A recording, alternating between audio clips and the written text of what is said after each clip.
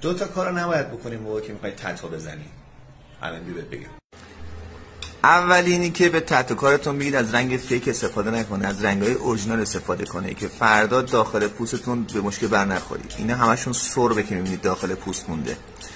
دومی اینه که جایی که میزنید مراقب باشید که کجا میزنید.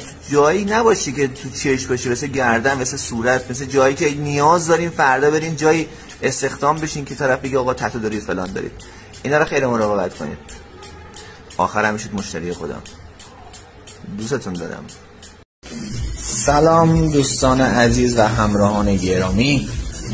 انجام میکرو نیدلینگ برای دوست عزیزمون جلسه سوم.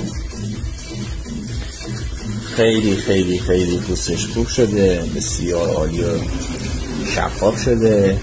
جلسات مداوم اگه تکرار کنید همه این از بین میره، صاف و صیقلی میشین. اون موقع میگن به به چه پوست نازی داره.